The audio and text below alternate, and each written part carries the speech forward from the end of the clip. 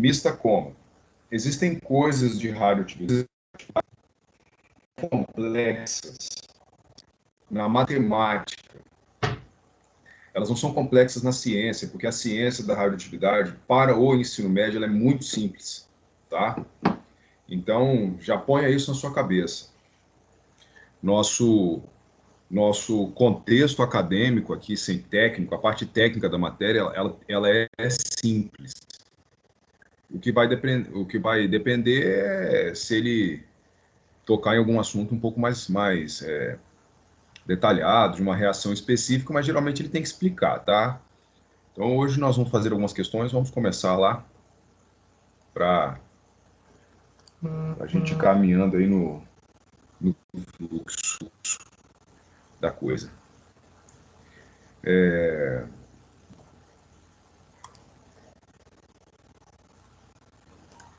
Só um pouquinho. Beleza.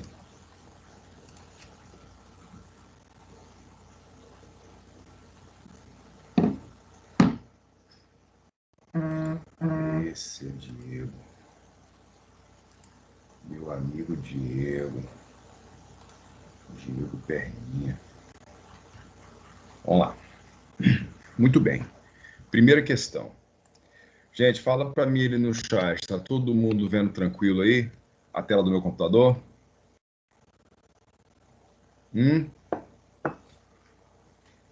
Tá. Se eu começar a falar rápido, me avisem, tá? Primeira questão lá do Rio Grande, né? Diz assim: em 26 de abril de 1986, o reator 4 da usina de Chernobyl, na Ucrânia, explodiu durante testes de segurança devido a uma combinação de erros humanos. Esse foi o pior desastre nuclear da história. Entre os resíduos radioativos mais poluentes provenientes do desastre estão os isótopos, com as respectivas meias-vidas entre parênteses. Aí tem xenônio, iodo, césio, trôncio e césio 134 e césio 137. Antes de eu continuar lendo a questão, nos últimos dias, especialmente na semana passada, do Bernoulli, muitas pessoas me mandavam e-mails me perguntando sobre uma questão que apareceu lá, que tinha uma tabela, e perguntava qual deles era mais estável, mais instável. Era uma questão assim. O que acontece é o seguinte: quanto maior o tempo de meia-vida de um isótopo, significa que mais estável ele é. Ele vai ser menos instável, na verdade, né? Então, quando você olha para esses caras aí, qual é o menor tempo de meia-vida que tem aí? O menor tempo de meia-vida é do iodo 131, né? Que é 8 dias. Significa que esse cara é o mais instável, tá? Aí qual seria o cara menos instável aí? O cara menos instável é o Césio 137, que é o cara que tem o maior tempo de meia-vida. Só que tem uma coisa importante, que inclusive foi por isso que eu coloquei essa questão, que eu queria fazer esse comentário aqui no TQD, já que nós estamos aqui numa turma de pré-vestibular, a matéria discursiva, pode ser que ele aprofunde o pensamento nesse aspecto. Você tem que levar em consideração que uma substância, ela ser mais instável ou menos instável, não significa que ela é mais ou menos energética, tá bom? Isso aí é outra coisa. Pode ser que a instabilidade dela seja proporcional à quantidade de energia que ela libera. Mas isso não é uma garantia, tá? Então, existe uma análise dele ser instável e existe uma outra análise dele ser, por exemplo, mais perigoso para o ser humano. Por exemplo, né? Dele ser mais produtor de energia dentro de uma usina nuclear. Porque isso não é diretamente proporcional, tá? Então, eu coloquei essa questão para eu poder fazer esse comentário. E tem outra coisa nessa questão que eu gostaria de comentar aqui, porque ninguém me perguntou isso nas aulas, né, nas turmas que eu leciono essa matéria, e eu achei legal nessa questão. Muito bem. Atualmente, e por vários anos a seguir, o estrôncio e o Césio-137 são as principais fontes de radiação na região afetada pela explosão. Então, o Césio-137 e o estronço 90, que por acaso são os maiores tempos de meia-vida, né? Se eles têm os maiores tempos de meia-vida, significa que eles são os mais persistentes, né? Eles são os que vão ficar mais tempo lá gerando problema, né? Vai ficar mais tempo em função do tempo de meia-vida, e todo esse tempo que eles ficarem, eles vão gerar problemas para o ambiente, né? A figura abaixo mostra, em particular, a cadeia de decaimento do Césio-137 e o isótopo mais estável, o bário, 137. Aí aqui tem um detalhe. Aqui tem um detalhe, porque quando você olha nessa sequência de reações, o que a gente está vendo aqui é o seguinte, ó. A gente está vendo Césio 137, 55, que vai virar esse bário meta aqui, ó, que tem esse asterisco aqui, ó. Ó, é sobre esse asterisco que eu queria fazer um comentário. E o bário 56. Quando isso aqui aconteceu, você teve que emitir uma partícula beta, né? Isso aí é inevitável. Por quê? Só para lembrar, né? Se um átomo X de massa A, número atômico Z, ele emite uma partícula beta, ele vai virar um átomo Y de massa A de número atômico Z mais 1, né? Isso aqui, ó, é a segunda lei de Soddy, tá? Ó, segunda lei da radioatividade, que é a lei de Soddy-Fajans, tá bom? Na verdade, Soddy-Fajan-Russell. Mas é a segunda lei da radioatividade, é a lei da emissão beta. Isso quer dizer que se o número atômico desse cara era 55 e ele passa para 56, esse cara emitiu uma partícula beta. Só tem um detalhe. Como ele produziu esse asterisco, significa que o bário em questão vai... Epa, vai não, né? Vai. Ó, vai emitir.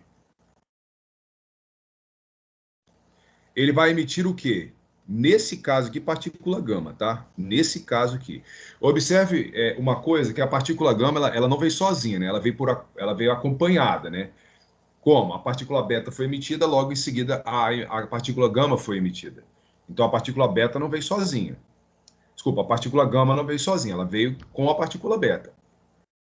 Esse cara aqui, ó, todas as vezes que você vir numa questão, esse asterisco aqui significa que a substância em asterisco é um intermediário do processo nuclear. É como se fosse um intermediário daqueles da cinética química, né? O que significa? O Césio vai virar esse bário meta estável aqui, e esse cara vai virar o bário aqui mais estável, né? Então, esse asterisco significa que esse átomo é um átomo de transição.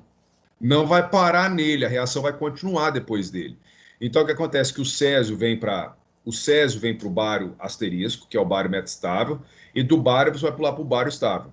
É como se essa etapa 2 fosse o primeiro processo, de 2 para 3 o segundo processo, e essa equação número 1 aqui, ela fosse a equação global, tá? Como se fosse a equação global, dizendo, né? E o processo ele continuaria fluindo. Muito bem. Os processos indicados pelas setas 1, 2 e 3 são, respectivamente, decaimentos. Então, veja só. Quando você sai do Césio 137 para o bário 137, 56, o que você está emitindo ali é uma partícula beta, que foi isso aqui que a gente fez. Ó. A partícula beta está aqui, ó. Então emitiu a partícula beta. Então o número 1 é beta. Quando você sai do Césio para o bário meta estável, isso aqui é uma partícula beta também, porque na verdade esse 1 é o processo global, né? É isso aqui, gente, ó. Imagina que essa aqui é a primeira etapa, aí a segunda etapa ela seria isso aqui, ó. O bário asterisco, ó, 1, 3, 7, 56. Aí ele vai virar o bário 37, ó, 56. Aqui ele vai liberar gama, tá? Aí se eu somar essas duas coisas, ó, se eu somar essas duas coisas, esse cara eu vou cortar com esse, tá vendo?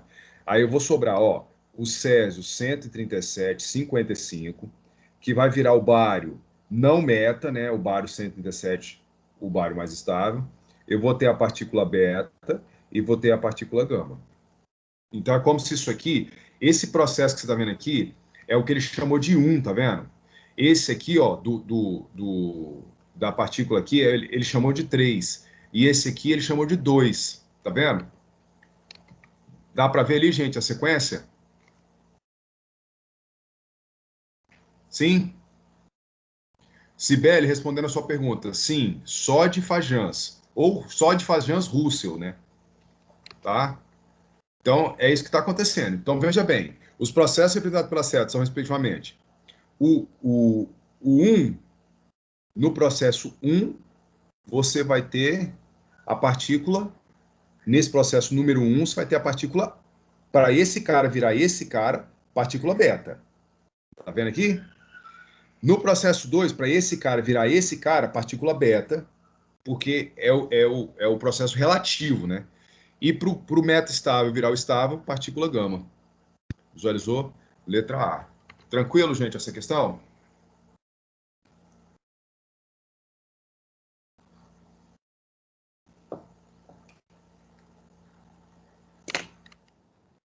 É porque esse bário... Deixa eu responder as perguntas aqui na sequência, só um pouquinho. Primeiro eu vou aqui na Kelly. Professor, eu não entendi esse beta positivo. O beta, você está falando do beta positivo e negativo das opções, né? O beta positivo das opções é o pósitron. Tá? O beta positivo das opções é aquela parte positiva da quebra do nêutron. Tá bom? Não sei se você lembra, Kelly, que eu me lembro de você. Então, não sei se você lembra do dia que eu falei que o nêutron ele é três coisas, né? Então, quando ele sai do núcleo, ele assume uma energia cinética tal que ele se quebra, ele não suporta, ele quebra. Aí ele vai quebrar no neutrino, que é energia pura, tá? Numa determinada frequência. Não precisa se preocupar que ninguém vai te perguntar isso. Quem é o neutrino, né? Ele vai quebrar na parte positiva e na parte negativa. Essa parte positiva é a parte beta positiva, que é uma natureza de próton, né? E a parte negativa, que é a partícula beta negativa, tem uma natureza de elétron. Beleza? Agora, Arthur Soares, olha aqui. O que acontece é o seguinte, cara. Esse bário aqui, ó, esse bário, ele é produzido, só que ele é instável. Então, ele vai decair para bário estável.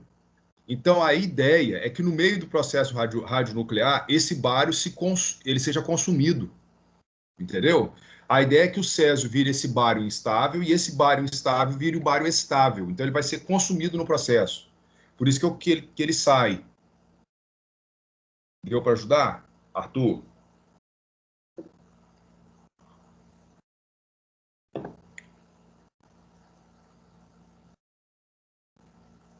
Sim. Cibele, sim. Lucas, peraí, vamos lá. Vamos lá. Kelly, assim. Cibele, o bário meta-estável, sim. Lucas, professor, dá um exemplo de partícula emissão beta positiva. Não existe emissão beta positiva pura. Não existe. Existe. Você vai ver as equações escrito próton. Eu vou desenhar uma ali, tá? Lucas, você vai ver desenhado próton, assim, quer ver? Ó. Mas ele pode escrever também, tá? Mas significa a mesma coisa. Só para a pergunta do Lucas, né? Imagina que você tenha um átomo de hélio 4, 2. Aí ele perca dois prótons e vire o hidrogênio. Dois não dá, né? Não vai ficar ninguém, né? Ó, aí, ó. Então veja, esse cara aqui pode ser representado da forma de beta mais. Mas isso é incomum, tá? Quando essa reação acontece pura, Lucas, os caras põem próton.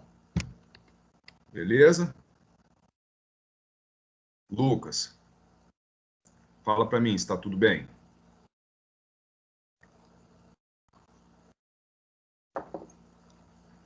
Sucesso. Vamos lá. Lucas Amorim agora. A partícula beta 2 é mais energética do que a beta 1 ou É menos energética ou mais energética, né? Deixa eu voltar lá. Ó, olha bem. A partícula beta, a partícula, na verdade, cara, essa partícula beta é a mesma, tá? É a mesma, ô Lucas. Porque aquilo ali acontece ao mesmo tempo, né? Funciona assim, ó. O césio emite uma partícula beta. Aí, quando o césio emitiu a partícula beta, porque o nêutron veio do césio, né? Então, quebrou, produziu o nêutron. Não, desculpa. O nêutron expulso produziu a partícula beta. Quando isso aconteceu, o átomo de bário formado imediatamente, ele é instável. Aí ele emite uma partícula gama, aí estabiliza. Então, é um processo intermediário, entendeu? O bário ele fica perdido no tempo. Não existe uma outra liberação, entendeu? É a mesma beta. Lucas, dominou?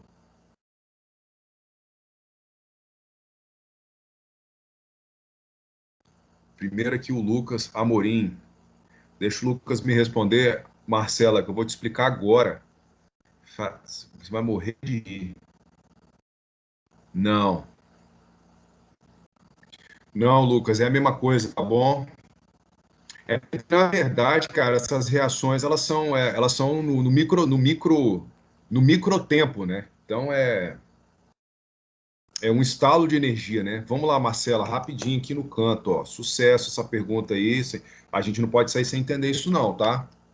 Ó, imagine, Marcela, que você tem um núcleo aqui, que você tem um núcleo, ó. Ele tem 10 prótons e 15 nêutrons, só para você entender. Aí esse cara vê essa coisa aqui. Imagina, tá? Supondo. Aí esse cara aqui veio aqui, ó, e perdeu um nêutron, tá? Agora eu vou desenhar o nêutron aqui para você entender, ó. Vou desenhar, tá? Eu vou desenhar. Você tem que lembrar que isso aqui é lúdico e você tem que lembrar também que eu não sou professor de artes, né? Que eu não sei ficar desenhando. Eu sou químico, né? Esse negócio de ficar desenhando não é comigo, ó. Então veja bem, isso aqui é um pedaço. Ó.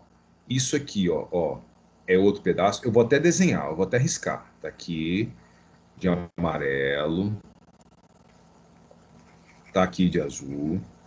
Eu vou até trocar essa cor aqui para você não achar que o nêutron é aquilo ali, ó. Saiu um nêutron, tá? E tem esse pedaço aqui de baixo aqui roxinho. Então veja bem, esse é o nêutron. Desenhei ele grandão. Quando ele quebra, quando isso aqui acontece, imagina que ele veio aqui e partiu. Ele partiu num pedaço azul, ele partiu num pedaço amarelo. Você sabe qual é o exemplo que eu dou para os alunos quando eu estou dando aula disso aqui, Marcela? Imagina um Fusca, porque Fusca é um carro que todo mundo conhece, né? Imagina um Fusca, Marcela, a 250 km por hora descendo uma ladeira. Ele vai quebrar todinho, filho. Vai sair roda, vai sair porta, vai sair capô, vai sair teto, vai quebrar vidro. É exatamente a mesma coisa que acontece com o nêutron. O nêutron não suporta super cinéticas. Porque quando ele é expulso do núcleo, ele é expulso numa velocidade tão alta que ele não suporta. Ele vai bater até quebrar. Quando ele quebra em três partes. Como é que são essas três partes? A partícula beta negativa, tá aí. A partícula beta positiva, tá aí. E o meu amigo aqui, neutrino. Então veja bem, essa partícula beta positiva, ela é o próton que volta para o núcleo, para o número atômico aumentar. Não sei se você lembra que eu escrevi assim, ó. Se um átomo X de massa A de número atômico Z vira um átomo Y de massa A Z mais 1, é porque ele perdeu beta. Por que isso aqui aconteceu? Ó. Por que esse negócio aconteceu? Esse mais um aqui, ó, Marcela, é esse cara aqui, ó, que volta para o átomo. Aí o número atômico aumenta. Beleza? Por que a massa não aumenta? Porque ele perdeu um nêutron. Um nêutron foi expulso, mas um próton volta, equilibra a massa, né? Tudo na radioatividade é balanço de massa. Vocês vão ver que daqui para frente eu vou começar a resolver as questões, tudo por balanço de massa. Balanço de massa é o quê? Na natureza nada se cria, tudo se transforma. Então ele perdeu um nêutron, a massa diminuiu um. Só que aí ele ganhou um próton, então a massa volta aquilo que diminuiu. E esse cara aqui, aliás, espera aí, desenho errado, né? Esquece, o negativo. O negativo é o elétron. Ó, viajei. Nada a ver. É o elétron. Aqui. Agora, o positivo aqui, ó. Esse positivo é esse cara. É o próton. Desculpa, tá? Para não trocar o desenho todo. Esse cara é o próton. Então, o nêutron, Marcela, ele é feito de um elétron, de um próton e de um neutrino. Dominou? Sim ou não?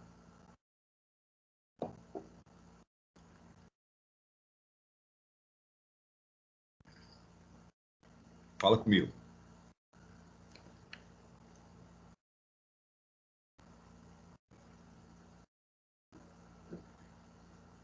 Deu para entender? Posso continuar?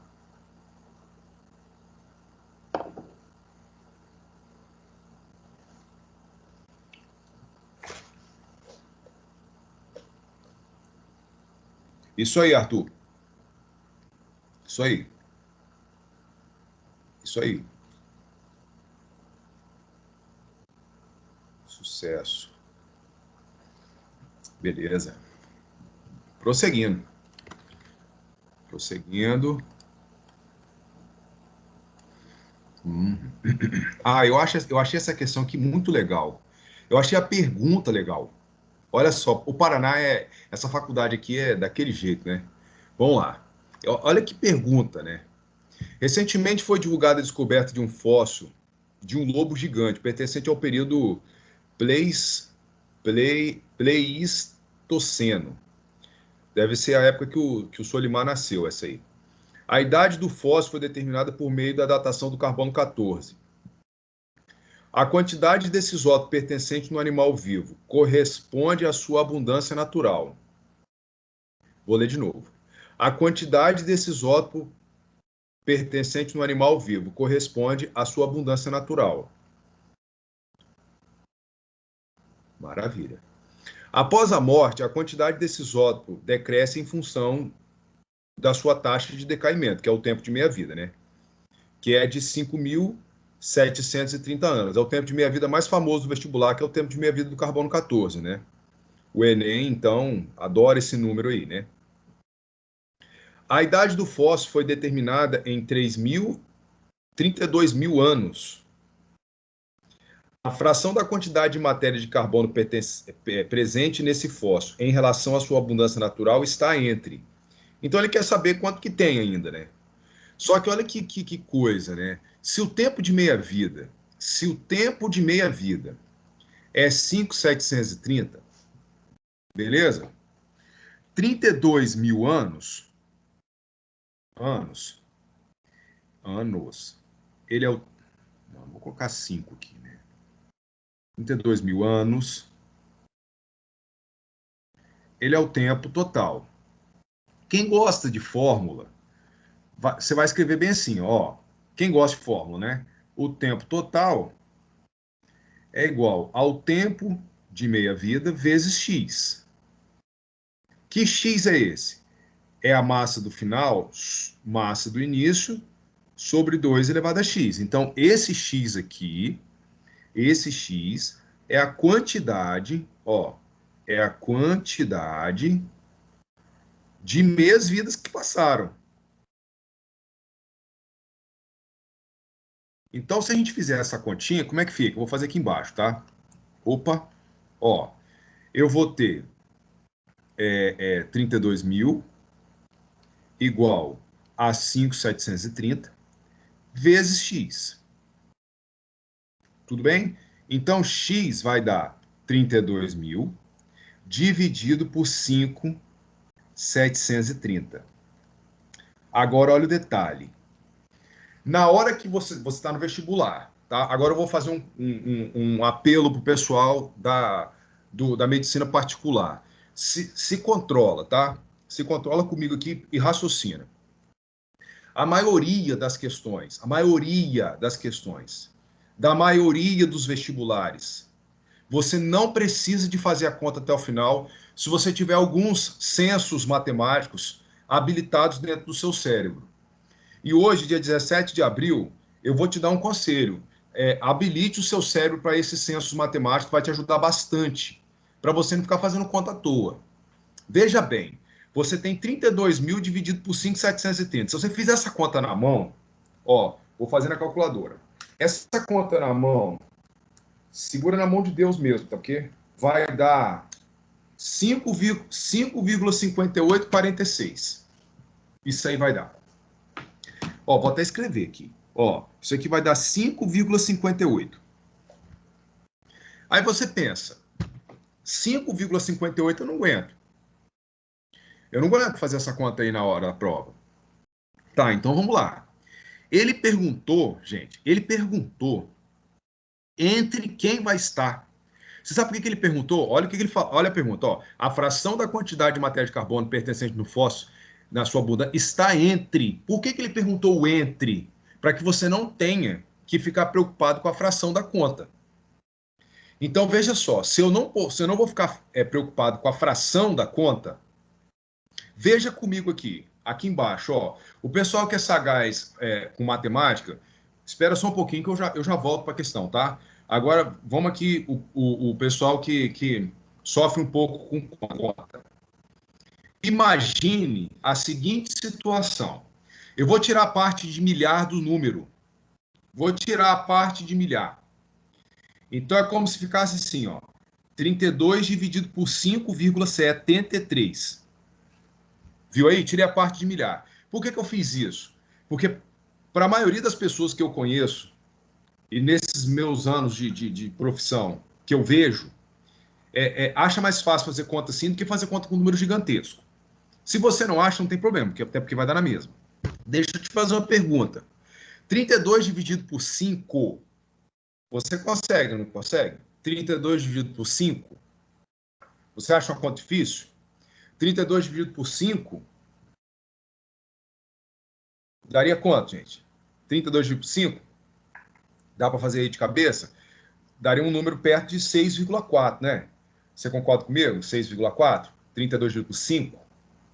Só que ali não é 5, né? É 5,73. É 5,73. Então ali está mais perto do 6, né? Você concorda? Que 5,73 está mais perto do 6 do que do 5? Então, se eu fizesse essa conta aqui, ó, 32 dividido por 6, a gente consegue? Você concorda comigo que esse número aqui, ele vai dar mais do que 5? Sim. Mas você concorda comigo que 32,6 vai dar menor que 6? Então, veja bem, gente, ó, 5, 32 dividido por 5,73 vai estar entre 5 e 6. Agora eu quero te fazer uma pergunta. Eu quero que você me diga com sinceridade, você entendeu o que eu acabei de escrever? Sim ou não?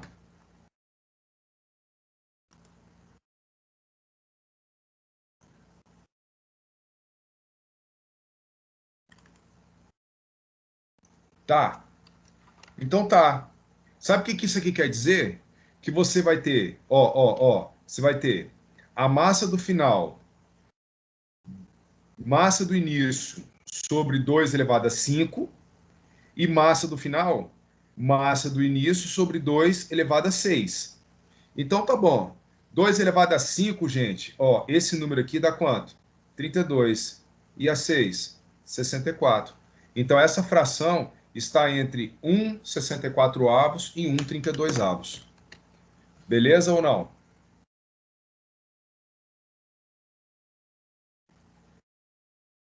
Tranquilo? Letra E, pode continuar?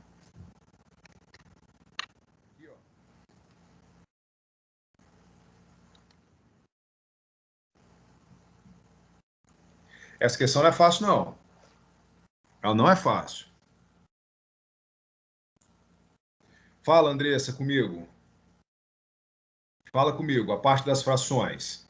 Quer que eu mostre as frações?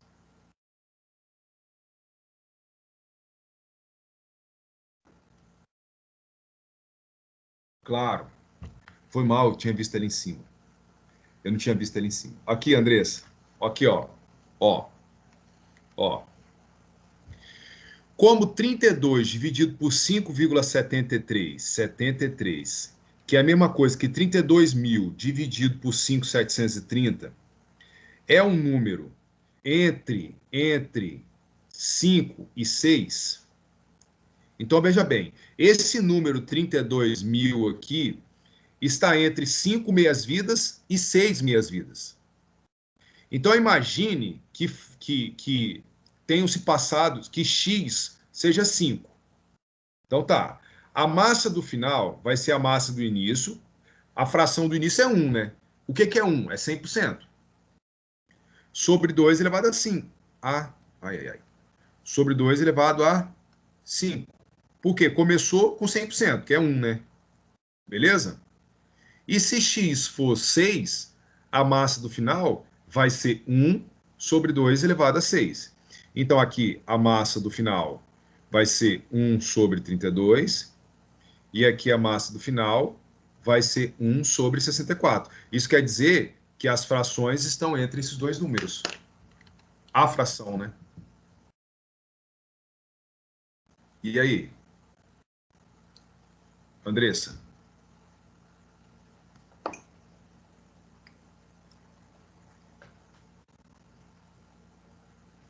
Sucesso? Aí, gente, olha bem. O Andressa, é muito bom seu comentário. Pensa comigo assim.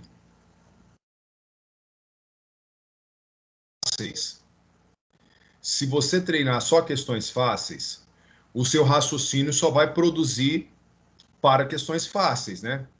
Então você tem que criar uma gradação, né? Você não, vocês, né? Vocês têm que criar uma gradação. De tempos em tempos, vocês têm que subir a complexidade das questões. A ideia é essa, né? Para ir evoluindo.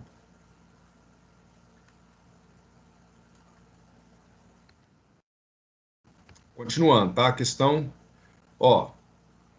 do IME.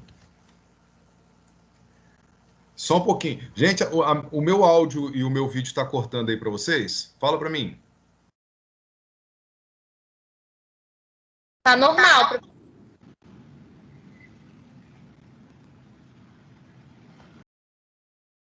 Tranquilo. Pode falar, Andressa, você não está atrapalhando, não.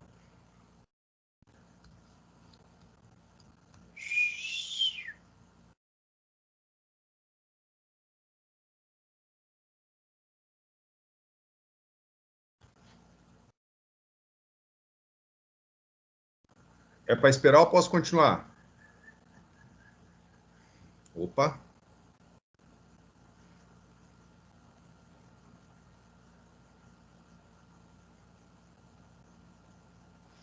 Sim, a divisão do tempo total pelo tempo de meia-vida é para você saber quantas meias-vidas passaram, né? É mais ou menos assim, ó.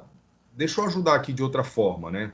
Tem gente que gosta dessa conta, né? Eu acho ela um pouco rudimentar, mas ela funciona, tá? Tem gente que gosta assim, quer ver? Ó. Você tem a massa do início. Quando passar 5.730 anos, você vai ter o início sobre 2. Quando passar mais 5.730, você vai ter a massa do início sobre 4. Quando passar 5.730, você vai ter a massa do início sobre 8. Quando passar 5.730, vai passando, tá vendo? Você vai ter a massa do início sobre 16. Aí, quando passar 5.730, você vai ter a massa do início sobre 32. Então, veja, ó. Primeiro tempo, segundo tempo, terceiro tempo, quarto tempo, quinto tempo. Para dar 32, tem que passar 5 meias-vidas, ó. Tá vendo aqui? Para dar 32, para chegar nesse número, ó. Por isso que o x é 5 aqui, ó. Tá vendo? Aí, quando você continua, passou mais 5.730 anos. Você vai ter o tempo inicial sobre 64. Que aí, esse aqui seria a sexta meia-vida. Ó, só que tem um detalhe, ó. 5.730 vezes 6, para você chegar aqui, para você chegar nesse lugar aqui, você tem que ter passado um tempo de 34.380. E não foi esse tempo que passou. o tempo que passou foi 32 mil. Então, você parou entre, o tempo de meia-vida, desculpa, para ter dado cinco meias-vidas, até esse ponto aqui, passou 28.650. Tá. Entre 28 mil e 34 mil, tem o 32 mil, que foi o tempo que a questão falou. Passaram-se 32 mil anos, ou seja, o fóssil tem 32 mil anos. Então, 32 mil anos está entre o quinto tempo de meia-vida e o sexto tempo de meia-vida. Por isso que a fração é entre 64 e 32. E aí? Ajudou?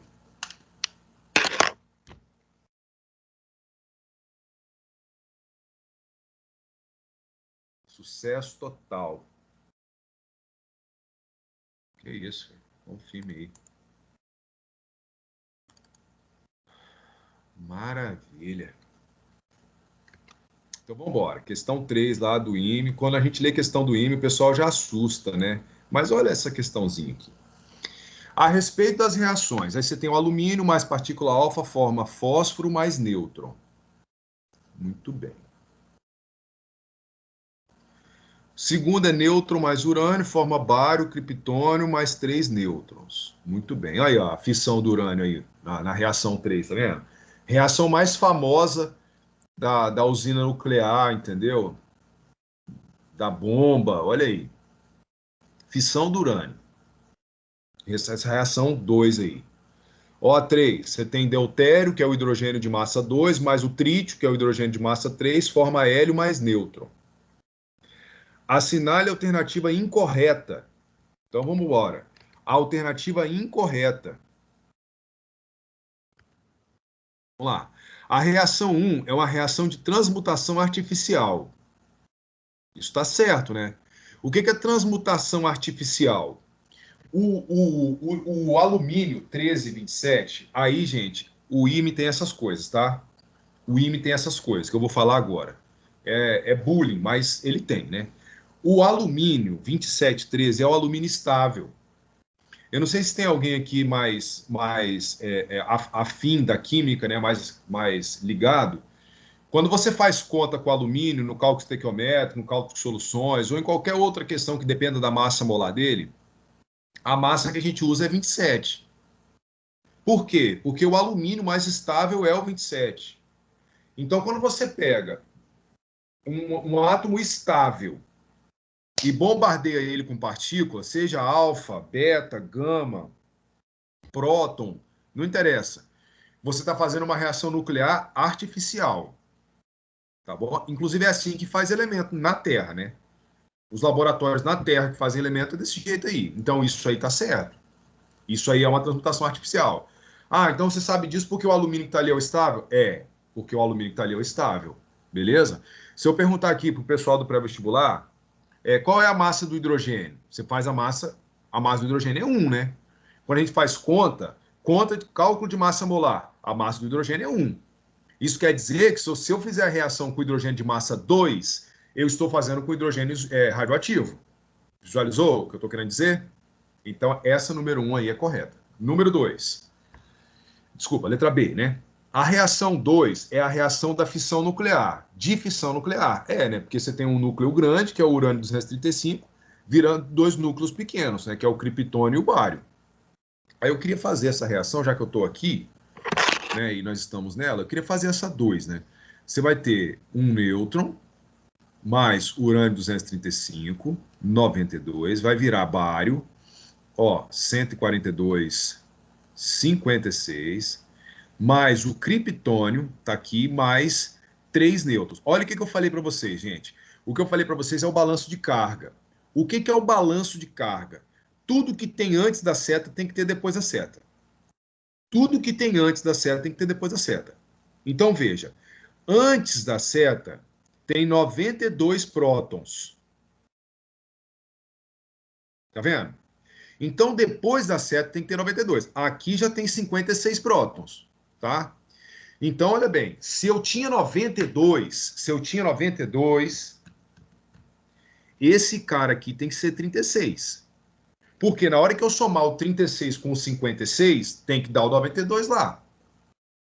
Visualizou? Tá. Beleza? Aí, antes da seta, olha só, antes da seta, ó, 235 menos 92. Ó, esse cara aqui, ele tem 143 nêutrons. Então, antes da seta, tem 1 mais 143 nêutrons, que vai dar quanto? 144 nêutrons. Muito bem, 144. Aqui, ó, aqui tem 86 nêutrons. E aqui tem 3 nêutrons. Então, esse número aqui, que eu não sei quanto que é, eu vou chamar de x. Eu sei que 86 mais x mais 3 tem que dar 144, porque o balanço tem que ser o mesmo. O tanto de nêutron que tem antes tem que ser o tanto de nêutron que tem depois. Então, x, ó, é 144 menos 86 menos 3.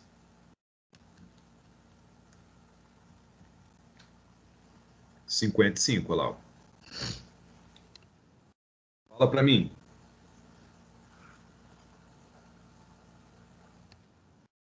Tudo bem, gente? Fala ali no chat para eu saber se está tudo bem.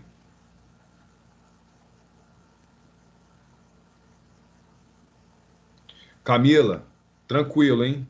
Calma, vai dar certo. Ó, olha para mim, olha para mim. Ó, ó, esse urânio, ele quebrou. Então ele era aqui, ó, ele quebrou, quebrou. Quebrou em bário e quebrou em criptônio. Então o que que significa? Ó, eu vou escrever de outra forma, tá? Ó, urânio 235,92, o que que ele é? Ele é 143 nêutrons e 92 prótons. De onde foi que eu tirei esses nêutrons aí? Só para você lembrar, tá? A igual a P mais N. Então, 235 é 92 mais N. Então, N é 143. Tá aqui. Aí, o que aconteceu? Esse cara aqui, ele tomou uma bombardeada de nêutrons e ele quebrou. Aí, ele quebrou em quem? Ele quebrou em bário. Ele quebrou em bário, que tem 86 nêutrons e 56 prótons, tá? E ele quebrou em criptônio, tá aqui. Só que também saiu 3 nêutrons. Então, nesse criptônio, tem que ter os prótons que faltam para dar. Opa, ó, para dar 92 tem que ter aqui. O que que falta para dar 92? 36 prótons. Porque se eu somar esse 36 com esse 56, vai dar 92, que é o que eu tinha antes. Tá bom? Aí, nêutrons, eu tinha 143 aqui, mas nele bateu um, né? Então, ele pegou esse aqui e jogou em cima dele, tá vendo aqui? Jogou em cima dele. Então, antes da seta, eu tinha os 143 nêutrons do urânio, mais um nêutron que foi usado para bombardear o núcleo do urânio. Então, antes da seta, tinha 144 nêutrons. Só que eu já tenho 86 aqui e já tenho 3 aqui. Então, veja bem, 89 menos 144 é 55. Olha, nêutrons. Aqui não é a massa 55, né? Desculpa aí, né? 55 nêutrons, né? Aí 55 mais 36, a massa desse criptônio vai dar 91, né? Desculpa aí, ainda bem que ela perguntou, né? Senão vai ficar errado. Ele tem 55 nêutrons, né? E aí, gente? 91, Arthur. Desculpa aí, tá? Eu vi ali agora.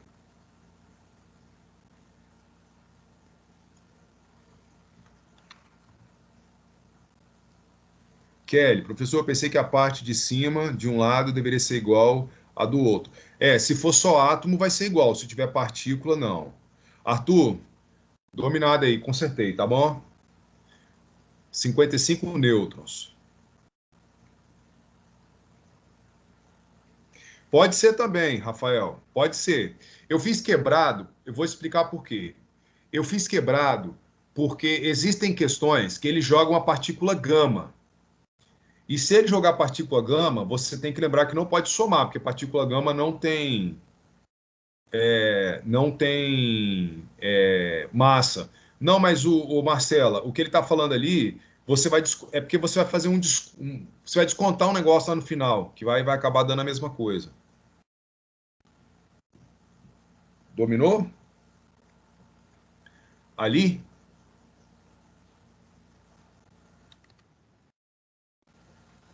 Fala para mim.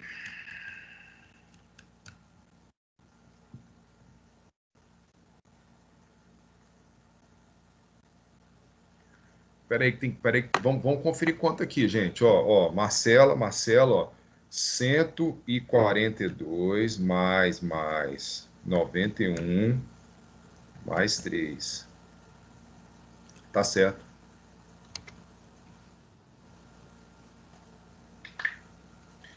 Não entendi, Marcela. Você está falando do que eu falei ou do que o Rafael falou?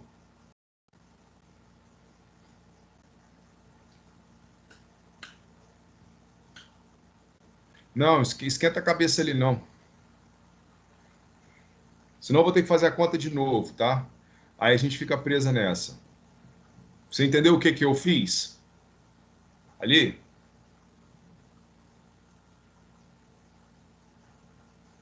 Sim ou não? Então tá. Se você quiser, no Marcela, né? Eu não sei se você é aluna de uma turma minha, Marcela, mas você pode me mandar um e-mailzinho lá que a gente descreve como faz essas contas, considerando. Ele fez conta com um negócio que a gente chama de partículas nucleares, ele somou tudo. Também vai dar certo, tá? Ah, então você não é minha aluna. Vou escrever aqui agora.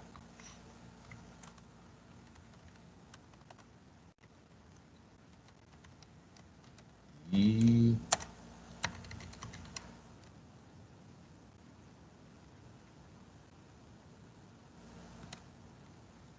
não se constranja, tá bom? Pode ficar à vontade.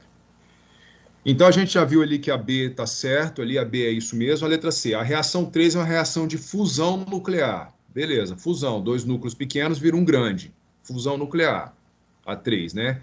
Ó, o hidrogênio, duas coisas pequenas viram uma grande. Fusão nuclear, é isso mesmo. Muito bem. O número de nêutrons do criptônio da reação 2 é 55. A gente chegou no 55 aqui, tá certo. A massa atômica do criptônio na reação 2 é 93, não é? 91, né? Olha, ó, questão do IME. Uma questão relativamente simples, né? Seguindo. Gente, só por. Nossa aula acaba às 5h40, não é? Eu queria, eu queria pular para uma questão ali na frente, se vocês me permitirem. Posso? Sim, porque tem duas coisas que eu queria fazer ainda antes de eu sair.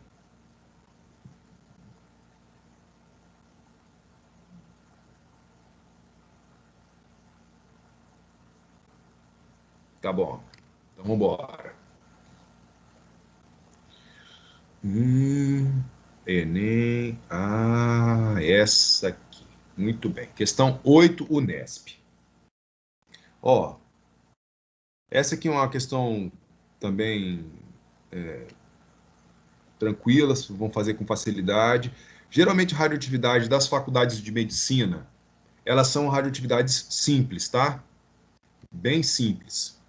Mas essa questão 8 aqui da Unesp, ela fez uma pergunta que eu gostaria de fazer, que eu gostaria de responder com vocês. Então, vamos lá. Ó, parte das areias das praias do litoral do Espírito Santo é conhecida pelos depósitos minerais contendo radioisótopos de estrutura cristalina. A inspeção visual por meio de lupa de amostras dessas areias revela serem constituídas basicamente de uma mistura de duas frações. Uma em maior quantidade, com grãos irregulares, variando de amarelo escuro a translúcido, que podem ser atribuídos à ocorrência de quartos, silicatos agregados e monazitas. E outra com grãos bem mais escuros, facilmente atraídos por ímã, contendo óxido de ferro magnético associado a minerais não magnéticos. A fórmula química das monazitas presentes nessas areias foram estimadas a partir de teores elementares de terras raras, tório, de terras raras e tório. compatíveis com fórmula. Cério 3+, lantânio 3+, neodímio 3+, tório 4+, fosfato. Muito bem. Muito bem. O principal responsável pela radioatividade da areia monazítica é o tório 232, um emissor de partícula alfa. Escreva a equação que representa essa emissão e calcule o número de nêutrons do nuclídeo formado. Demonstre que a fórmula do sal fosfatado é eletronicamente neutro.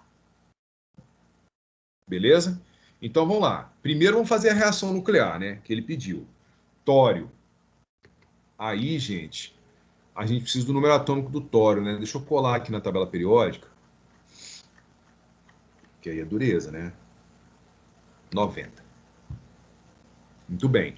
Aí você vai lembrar que provas discursivas, né, são acompanhadas de tabela periódica. As provas discursivas são acompanhadas de tabela periódica. Então, numa questão dessa aqui, você jamais teria que saber que o tório está aqui, ó, 232, 90, que o número atômico dele é 90, né? Até porque não tem o menor sentido a gente decorar um negócio desse. Ele falou que esse cara é um emissor alfa. Então, você vai escrever aqui X, e esse cara vai emitir partícula alfa, 4,2. Muito bem. Quando isso acontece, a massa do cara vai diminuir 2 unidades, então, ó, 228, que diminuiu 2, e o número atômico vai diminuir 2, ó, 88. Então, veja bem, quando isso acontece, como você tem tabela periódica, você pode ir lá na tabela periódica e ver que esse cara aqui é o rádio e escrever ele na sua resposta. Então, como ficaria? Você vai ter tório, 232, 90, vai virar o rádio, 228, 88, mais partícula alfa. Você tem que lembrar que ele também pode escrever isso aqui, ou o vestibular, ou até mesmo você, assim, tá? Porque isso aqui também é a partícula alfa. Bem?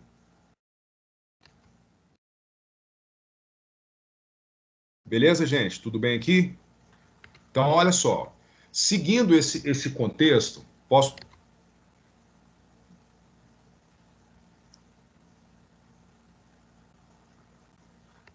Peraí. Você está falando de partícula alfa? Quantas partículas saiu? Sim ou não? É isso, Arthur? É uma, cara. É uma. Só vai ser mais de uma se ele te avisar, tá bom? Vai ser mais de uma alfa, mais de uma beta, mais de uma gama, se ele te avisar. Se ele não avisar, você vai tirar uma, tá? Não esquece disso, hein? Para você tirar mais do que uma, ele tem que te avisar. Senão, não tem como. Essa pergunta é padrão, tá? Eu, quando eu era aluno, me fazia ela sempre também. Senão fica aleatório, né? Então, vamos lá. Então, essa aqui a gente calcula o número de nêutrons do nuclídeo formado. Então, ó, para o rádio 228,88, A igual a P mais N. Então, 228 é igual a 88 mais N. Então, N é 228 menos 88. Então, N é 228 menos 88. A vantagem de ficar em casa é fazer conta na calculadora, né? Sai rapidinho. Aí, ó. 140. Então, esse aqui é o número de nêutrons. Então, a resposta da letra A, você tem a equação radionuclear e número de nêutrons. Agora, vamos para a última parte. Determine que o cara é eletricamente neutro. Então, eu vou escrever aqui, ó, demonstração da neutralidade. Isso aqui é muito fácil, gente. E isso cai muito no vestibular discursiva, tá? Olha como é que esse cara fez, ó. Olha como é que esse cara fez. Você vai ter sério 3+. Tem 0,494. Aí tem lantânio 3+, 0,24. Aí tem neodímio, botei nióbio, Tem neodímio 3 mais, ó, 0,20. Aí tem tório 4 mais, 0,05. Isso aí tá ligado no fosfato, que é 3 menos, né? Só tem um dele. Então, veja só, a carga positiva vem daqui, ó. Isso é a parte positiva. E a negativa daqui. Para isso ser eletronicamente neutro, ou eletricamente, desculpa, eletricamente neutro, eletronicamente não, né? Eletricamente neutro, todo positivo tem que ser somado ao todo negativo e tem que dar zero, né? Então, o que você vai fazer? Se aqui fosse 1, você ia pegar 3. Se aqui fosse 2, você ia multiplicar. Não sei se já viram essa regra do Knox, né? Assim, quer ver? Deixa eu fazer aqui do lado, para ficar bem facinho de entender. Ó, quando eu faço assim, ó, NaH, S. Viu aqui? Aí o que eu sei? Que o sódio é 1, que o hidrogênio é 1, que o enxofre é 2. Então, na hora que eu for somar 1 mais e 2 menos, 0. Tá. Aí eu tenho aqui, ó Na2SO4. Aí o que eu sei? O Na é 1 mais. Aí o enxofre é 6. O oxigênio é menos 2. O que eu faço? Ó, quando não tem número nenhum aqui embaixo, eu sei que é 1, né? Então, 1. Aí o que eu faço aqui? Eu pego o 2 e multiplico por 1, vai dar 2 mais. Eu pego 1 e multiplico por 6, vai dar 6 mais. Eu pego 4 e multiplico por 2, vai dar 8 menos. Aí o que eu sei? 2 mais 6 mais menos 8 dá 0. Então o que eu fiz? Eu peguei esse número aqui de baixo e multipliquei pelo NOx, ou pela carga, no caso, né, da questão ali. Então eu vou fazer a mesma coisa ali do lado. Fazer a mesma coisa ali do lado. Vou descer aqui um pouquinho, tá? Porque senão não cabe. Como é que vai ficar? Você vai ter aqui, ó. Ai, vou ter que descer tudo, ó. O que você vai ter aqui? Você vai ter 3 mais vezes 0,494. Isso aqui mais, ó, 3 vezes 0,24. Eu vou tirar o sinal, porque eu sei que todo mundo aqui é positivo, tá? Eu sei que isso aqui todo mundo é positivo, ó. Mais 3 multiplica 0,2. Mais 4 que multiplica 0,05. Isso tem que dar menos 3. Desculpa, mais 3. Porque para somar com menos 3 tem que dar 0. Então, ó, vou fazer aqui. Eu vou chamar esse número aqui de 0,5, tá? Vamos fazer meio na mão aqui, né? Ó, 0,5. Então, ó, 3 vezes 0,5 vai dar 1,5. Mais, ó, vai dar 0,72. Sim? 0,24 vezes 3. 0,72, isso. Mais 0,6 mais 0,2, né? Isso. 0,2 mais 0,6 mais 0,72 mais 1,5. Ó, isso aqui vai dar 3,02. Como eu aproximei aqui, né? Isso mais, ó. Então, ó, letra B. Aliás, letra A ainda, né? Ó, toda carga 3,02 positivo e 3 negativo. Ó, neutro.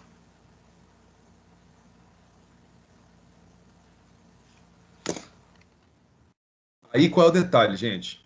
Eu sempre falo isso, eu não sei se alguém já te falou isso, eu vou falar hoje. Você tem que lembrar que na prova discursiva das ciências exatas, o cara que está lendo a sua prova, ele não é professor de redação, tá, gente? Ele não é professor de redação. Então, quanto menos você florear, melhor vai ficar a sua resposta, tá? Seja objetivo. Use números objetivos. Você pode até justificar o que está fazendo. Agora calculando, agora somando, agora substituindo, isso tudo pode acontecer.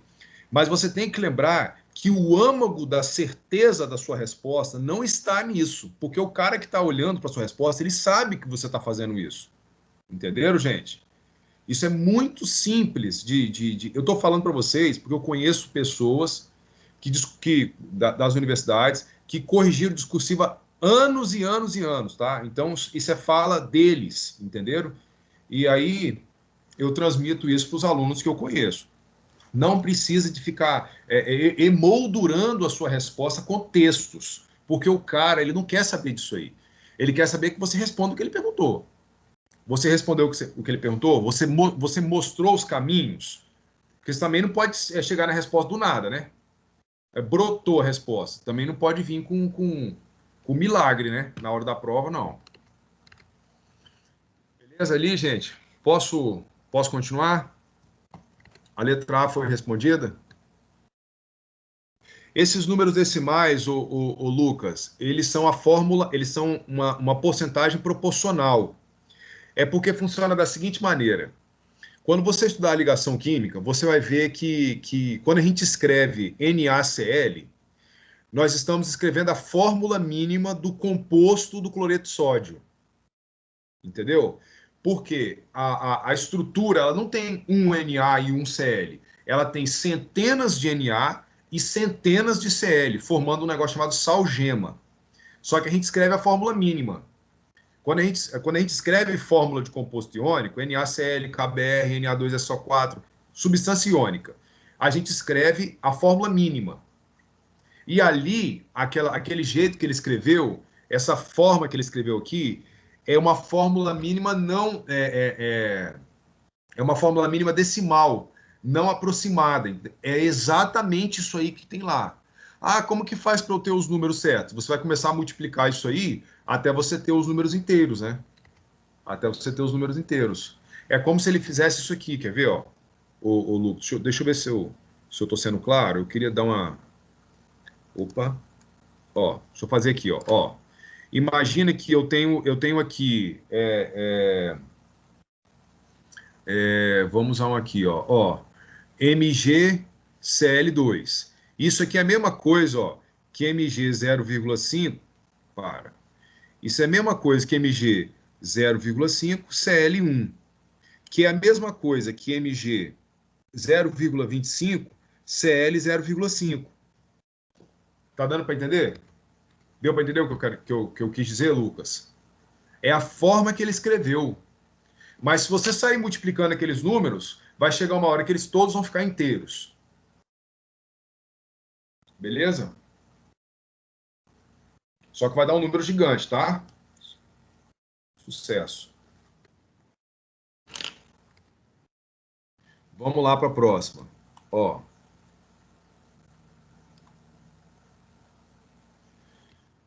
Um pouquinho, gente.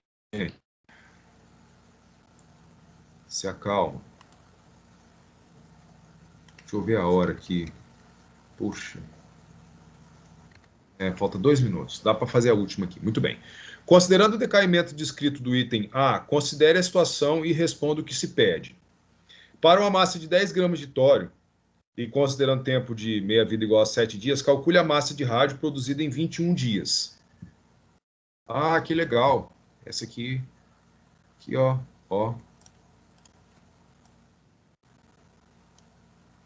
Olha aqui, ó. Olha só, hein? Letra B. Considerando 10 gramas de tório, hein? Então, vamos lá, ó. Tório, 230. Ixi, esqueci a massa do cara. 232, 90. Aí vai virar rádio. Vai virar rádio 228, 88. Vai perder uma alfa. Tá. Aí o tempo de meia-vida do cara, 7 dias. Tá? Então, olha a pergunta que ele fez, hein, gente? Olha a pergunta que ele fez. Calcule a massa de rádio produzida. Então, vamos lá. Vamos ver a massa de rádio produzida. Então, esse cara, quando ele começa a reagir, é porque ele está virando rádio. Então, essa aqui eu vou fazer, ó, tinha 10 gramas. Passou 7 dias, ó, 5 gramas. Passou mais 7 dias, 2,5 gramas. Passou mais 7 dias, 7 dias. você vai ter 1,25 gramas. Só que isso aqui, gente, é de quem? Isso aqui é de quem? Isso aqui é de tório. Isso aqui é de tório, ó, tório. O tório vai diminuindo. Quando o tório vai diminuindo, significa que você está produzindo rádio. Então veja o pensamento. Veja aqui o pensamento. Se eu tenho 10, passou para 5. Se eu tenho 5, passou para 2,5, 2,5 passou para 1,5, isso aqui é o tanto que eu tenho lá depois dos 21 dias. Então, ó, se a massa inicial é 10 gramas e a massa final é 1,25 gramas, a massa decaída é 10 menos 1,25, que vai dar quanto? 8,75 gramas de tório decaíram. Antes de eu continuar, vocês entenderam isso que eu falei, gente? Sim ou não? Fala para mim. Sim?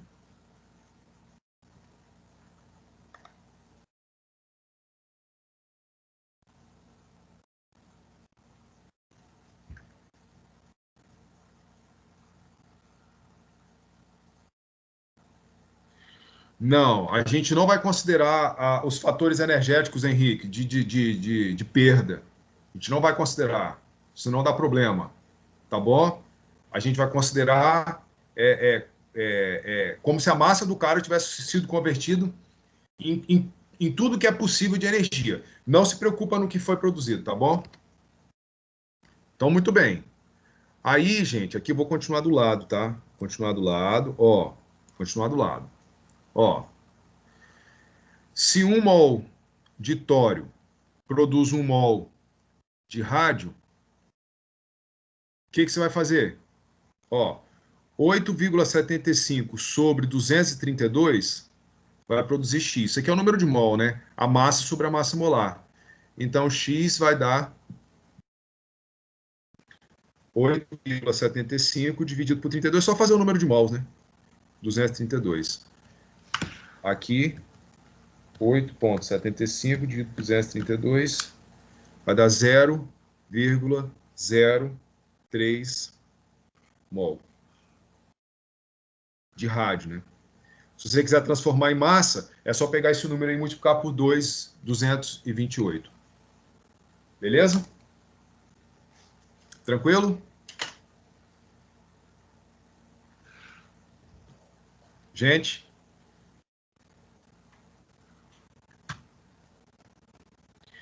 Sim? Tranquilo. Queridos, muito obrigado. Desculpa aí, passei 3 minutos, tá?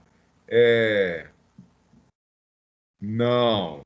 A massa de tório, Cibele, a massa de tório que reagiu de tório, aí ele virou rádio. Mas você tem que lembrar que o número de mols de tório e de rádio não é o mesmo não, tá? Porque são coisas diferentes. Entendeu?